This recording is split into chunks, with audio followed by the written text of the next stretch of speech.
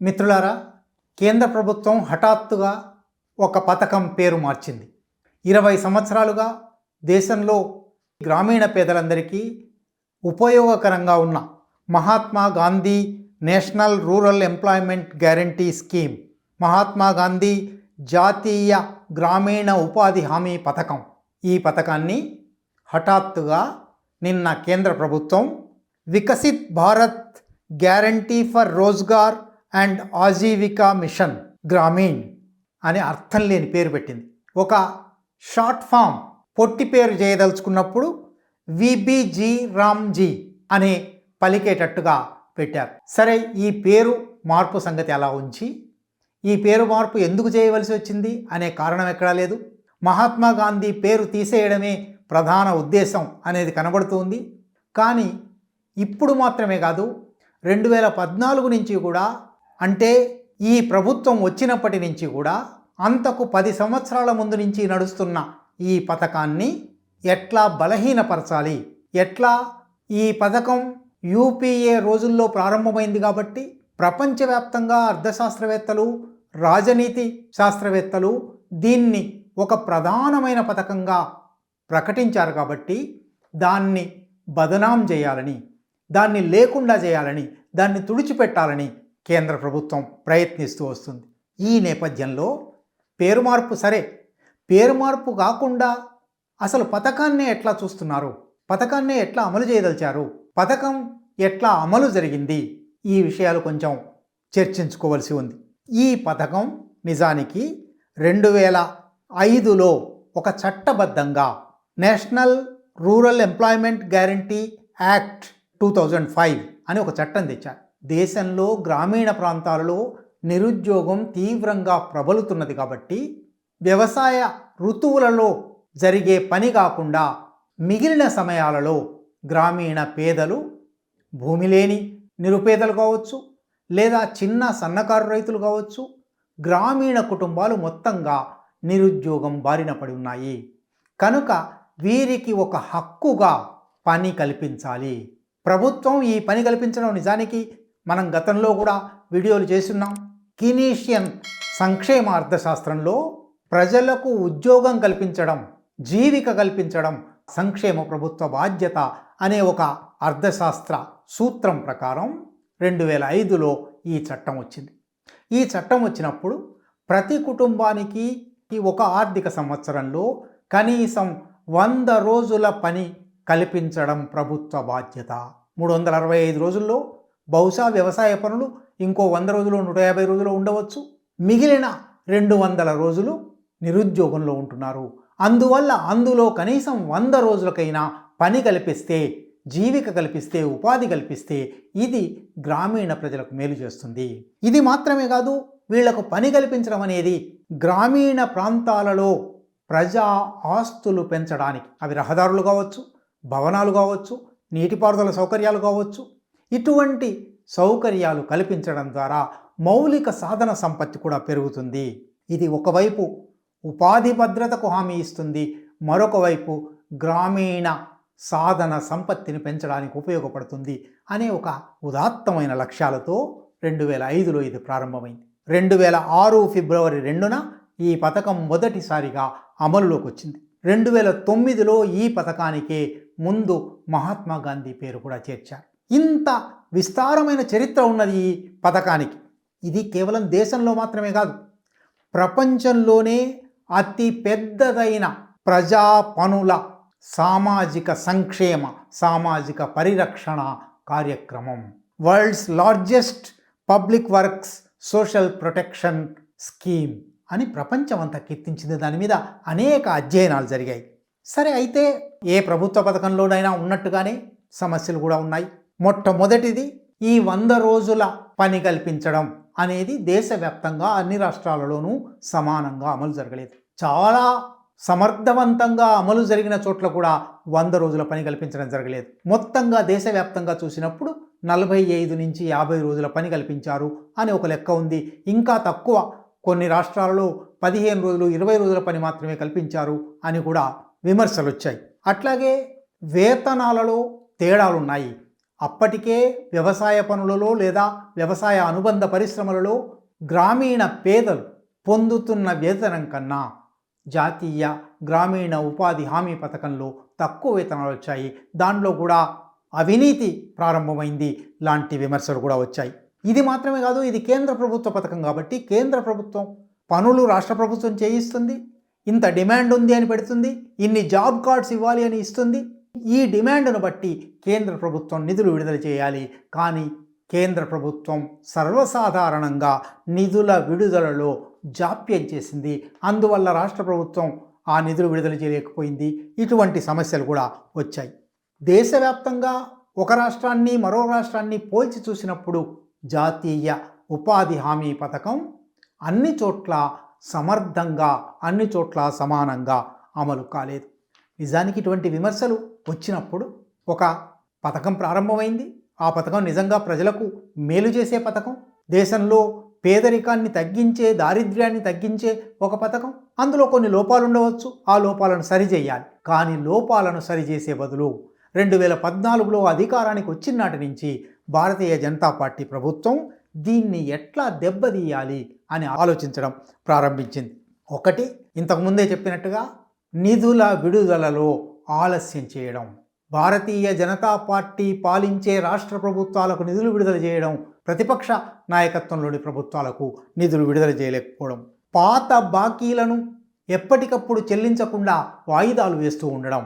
మీ రాష్ట్ర ప్రభుత్వం ఈ ఉపాధి హామీ పథకం అమలు చేసే క్రమంలో కొన్ని అక్రమాలకు, అవినీతికి పాల్పడింది, అందువల్ల నిధులు ఇవ్వబోము అని ప్రకటించడం. ఫేక్ జాబ్ కార్డ్స్ అంటారు, అబద్ధపు జాబ్ కార్డులు ఇచ్చారు అనే ఒక ఆరోపణతో కేంద్ర ప్రభుత్వం అనేక రాష్ట్ర ప్రభుత్వాల మీద ఒత్తిడి తెచ్చింది. రాష్ట్ర ప్రభుత్వాలకు నిధులు ఇవ్వకుండా ఉంది. అట్లాగే రాష్ట్ర ప్రభుత్వాలు 1, 2, 3, 4, 5 ఇవి పాటిస్తేనే మీకు గ్రామీణ ఉపాధి హామీ పథకం నిధులు ఇస్తాము అని కాంప్లయన్స్ థ్రెషోల్డ్ అంటారు. ఏవి పాటించాలో ఎప్పటికప్పుడు పెంచుతూ వెళ్ళి, మీరు ఇవి పాటించలేదు కాబట్టి మీకు ఇవి నిధులు ఇవ్వము. ఉదాహరణకు ఆధార్ పాటించాలి, ఉదాహరణకు మొబైల్ బేస్డ్ రిజిస్ట్రేషన్ జరగాలి. ఇటువంటి అనేక పద్ధతులు పెట్టారు. ఈ పద్ధతుల ద్వారా కూడా పథకాన్ని బలహీనపరచడానికి ప్రయత్నం చేశారు. అట్లాగే ఒక్కోసారి పథకం పనులు కింది నుంచి డిమాండ్ పెరుగుతుంది, డిమాండ్ వచ్చినప్పుడు పనులు ఇస్తారు. రాష్ట్ర ప్రభుత్వం అదనపు నిధుల కోసం కేంద్ర ప్రభుత్వాన్ని అడుగుతుంది. ఈ అదనపు నిధులు ఇవ్వడానికి నిరాకరించడం ద్వారా, అంటే పనులు జరిగి ఉంటాయి, అది రాష్ట్ర ప్రభుత్వం మీద భారం అవుతుంది, అయినప్పటికీ కేంద్రం ఇవ్వకుండా ఉంది. ఈ 4-5 పనుల ద్వారా ప్రధానంగా గత 10 సంవత్సరాల్లో, 11 సంవత్సరాలలో కొన్ని రాష్ట్ర ప్రభుత్వాల మీద కత్తిగట్టినట్టుగా కేంద్ర ప్రభుత్వం ప్రయత్నించింది. ఒకటి, పశ్చిమ బెంగాల్కి 2022 నుంచి గ్రామీణ ఉపాధి హామీ పథకం నిధులు విడుదలని చేయలేదు. 3 సంవత్సరాలుగా విడుదల చేయలేదు. చివరికి రాష్ట్ర ప్రభుత్వం కోర్టుకు వెళ్ళింది. కోర్టు మీరు విడుదల చేయవలసిందే అని తీర్పు కూడా ఇచ్చింది. అయినప్పటికీ ఇంకా ఆ సమస్య అట్లాగే ఉంది. అది మాత్రమే కాదు, తమిళనాడు, కేరళ కాంగ్రెస్ పాలనలో ఉన్న కాలంలో, రాజస్థాన్, ఈ ప్రభుత్వాల మీద కూడా కేంద్ర ప్రభుత్వం జాతీయ గ్రామీణ ఉపాధి హామీ పథకం అమలు మీద అనేక ఆంక్షలు విధించింది. మరొక వైపు భారతీయ జనతా పార్టీ పాలించే రాష్ట్రాలకు ఆ నిధులు ఇస్తూ వెళ్ళింది. ఒకవేళ నిధులు ఇవ్వకపోయినా వాళ్ళు ప్రశ్నించలేదు, వాళ్ళు ఫిర్యాదు చేయలేదు, కాబట్టి అది అట్లా కొనసాగుతూ వచ్చింది. గత కొద్ది సంవత్సరాలుగా దేశంలో ఒక పెద్ద చర్చ ప్రారంభమైంది. జాతీయ గ్రామీణ ఉపాధి హామీ పథకాన్ని మోడీ ప్రభుత్వం రద్దు చేయబోతున్నది, దీన్ని లేకుండా చేయదలుచుకున్నది అనే చర్చ కూడా ప్రారంభమైంది. ఆ చర్చకు కొనసాగింపుగానే ఇప్పుడు సోమవారం నాడు పార్లమెంట్లో ప్రవేశపెట్టిన ఒక బిల్లు ద్వారా Mahatma Gandhi national rural employment guarantee act స్థానంలో కొత్తగా Viksit Bharat guarantee for Rozgar and Ajeevika mission Gramin VBG-RAMG అనే కొత్త పథకాన్ని ప్రవేశపెట్టారు. ఇక నుంచి పాత జాతీయ గ్రామీణ ఉపాధి హామీ పథకం ఉండదు, కొత్త పథకం వచ్చింది. కొత్త పథకంలో ఏం ఉండబోతుంది? మొట్టమొదటిది, గత 20 సంవత్సరాలుగా నడుస్తున్న పథకం, పేదల హక్కుగా పని హక్కు. సంవత్సరానికి కనీసం 100 రోజులు ఒక కుటుంబానికి పని ఇవ్వడం అనేది ప్రభుత్వ బాధ్యత, ప్రజల హక్కు అని ఉన్నదల్లా కొత్త విధానంలో. ఇది ప్రజల హక్కు కాదు, ఇది ప్రభుత్వ ఔదార్యం, సంక్షేమం. ప్రభుత్వం ఇవ్వాలనుకుంటే ఇవ్వవచ్చు, కానీ ప్రజలకు దాని మీద అడిగే హక్కు లేదు అనే ఒక కొత్త భావజాలంలోకి ఈ పథకం వచ్చింది. రెండో అంశం, ఒకవైపు దాని మూలాన్నే తెగ్గోసి పైన మాత్రం 100 రోజుల బదులు 125 రోజులు చేస్తున్నామన్నారు. 100 రోజులే అమలు కావడం లేదు. 100 రోజుల్లోనే కోతలు విధించడం జరుగుతున్నది. 100 అని చట్టంలో ఉన్నప్పుడే 45-50 రోజులయ్యాయి.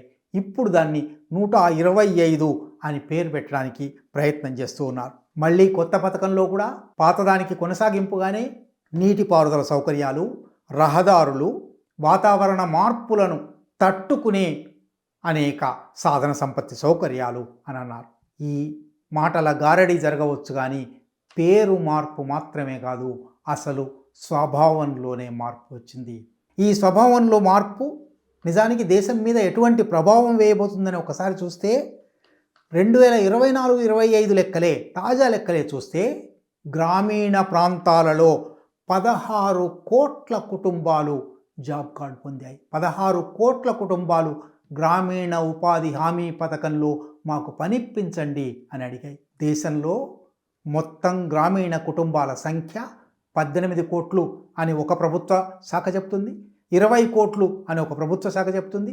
ఏమైనప్పటికీ దేశ గ్రామీణ జనాభాలో 20 కోట్లైనా 18 కోట్లైనా 16 కోట్ల కుటుంబాలు ఉపాధి హామీ అవసరమైన స్థితిలో ఉన్నాయి. పేదరికం తరిగిపోతున్నది, ప్రపంచ బ్యాంకు చెప్పింది, మరొక సంస్థ చెప్పింది. ఈ 10 సంవత్సరాల్లో పేదరికం పడిపోయింది. అనేక ప్రగల్భాలు పలకవచ్చు, కానీ 2024-25లోనే ఎన్ని కుటుంబాలు గ్రామీణ ఉపాధి హామీ పథకం కోసం తమ పేరు నమోదు చేసుకున్నాయో చూస్తే దేశంలో గ్రామీణ నిరుద్యోగం ఎంత ప్రబలిపోతున్నదో అర్థమవుతుంది. ఇప్పటికైనా పేరు మార్చినా మార్చకపోయినా గ్రామీణ ఉపాధి హామీ పథకం గత 20 సంవత్సరాలుగా, అందులో మొదటి 10 సంవత్సరాలు దేశ గ్రామీణ ప్రజలకు, గ్రామీణ పేదలకు ఏ మేలు చేసిందో ఆ మేలు కొనసాగాలి. ఆ మేలులో ఒక్క సంవత్సరం 290 కోట్ల పని దినాలను ఈ పథకం కల్పించింది. ఈ ఉపాధి పొందిన ప్రజలలో 58% స్త్రీలున్నారు. దేశ బడ్జెట్లో 11,000 కోట్ల రూపాయలతో ప్రారంభమైన ఈ పథకం మొదటి సంవత్సరం 20వ సంవత్సరానికి వచ్చేటప్పటికి 86,000 కోట్లకు చేరింది. భారతీయ జనతా పార్టీ ప్రభుత్వం, ఎన్డీఏ ప్రభుత్వం ఎంతగా బడ్జెట్ కేటాయింపులు తగ్గించినప్పటికీ అవసరానికి తగినట్టు కాకుండా అవసరమైన నిధులలో 80%, 70%, 60% ఇవ్వడానికి ప్రయత్నించినప్పటికీ 86,000 కోట్లకు చేరింది. ఇది ఈ దేశ ప్రజల, ఒకవైపు దేశంలో గ్రామీణ ప్రాంతాలలో ఎంత పేదరికం ఉన్నది, ఎంత నిరుద్యోగం ఉన్నది అనేది చూపెడుతుంది, ఎంత ఉద్యోగ ఉపాధి అవసరం ఉంది అనేది చూపెడుతుంది. మరొక వైపు పాలకులు ఆ అవసరాన్ని ఎట్లా తీర్చదలుచుకోలేదు అనేది కూడా చూపెడుతుంది.